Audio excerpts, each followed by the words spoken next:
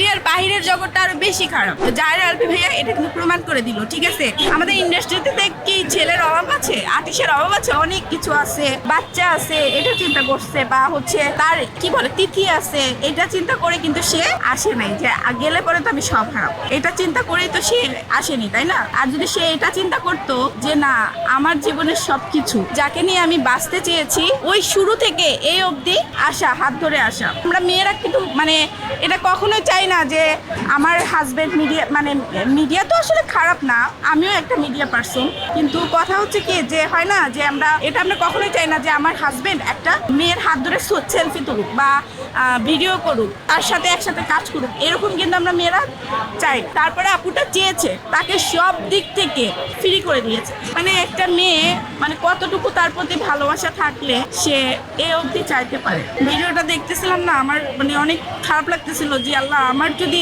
আমার জীবনে তো এরকম করতে পারতো। আজকে আমি আমার আম্মুর সাথে যখন কথা বলছিলাম যে আম্মু এরকম একটা ঘটনা ঘটলো, ভবিষ্যতে যদি আমার হাজবেন্ড আমার সাথে এরকম করে আম্মু, তখন কি হবে? শুধু বিয়েটাই না, একটা মেয়ে তার জীবনের সবকিছু, একটা সংসার, তারপরে হাজবেন্ড, সবকিছু মিলে একটা ঘিরে থাকে, সেটা যদি নষ্ট হয়ে যায়, এর থেকে খারাপ আর কি হতে পারে একটা মানুষের জীবন।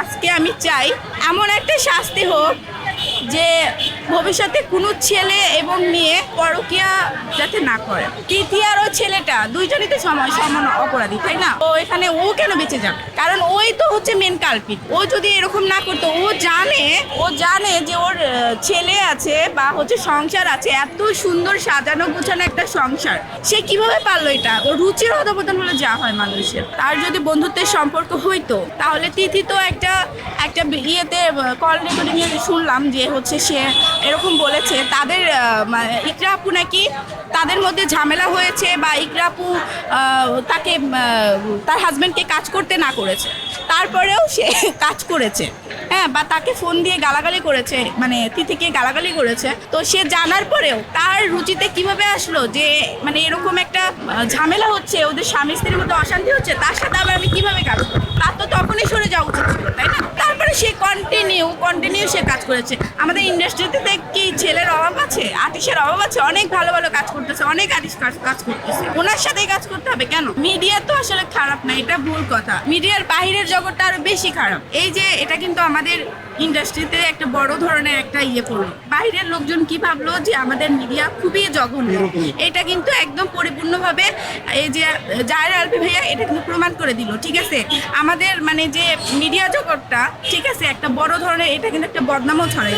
যে নিজের ওয়াইফকে ভালোবাসতে পারে না, সে সন্তানকে কিভাবে ভালোবাসবে, তাই না? সন্তানকে কিভাবে ভালোবাসবে, কোন অ্যাঙ্গেল থেকে ভালোবাসবে? কারণ দেখেন, এমনিতেও একটা জিনিস কি, একটা মেয়ে সবসময় কিন্তু আমরা মেয়েরা ঘরে থাকি, তো একটা সন্তান যত্ন করার জন্য একটা মাই কিন্তু বেস্ট। বাবা তো বাইরে থাকবে, উনি তো আর ঘরে বসে থাকবে না। বাচ্চা নিয়ে কি ঘরে বসে থাকবে? উনি কি ভবিষ্যতে বিয়ে শাদী করতো না?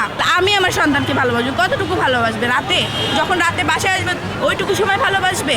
ভালোবাসা মানে তো এইটা না যে একটা বাচ্চাকে মানে মজা নিয়ে এসে দিলাম, সদাইপাতি নিয়ে এসে দিলাম, তাকে খাওয়াইলাম, কোলে নিয়ে আদর করলাম, শেষ।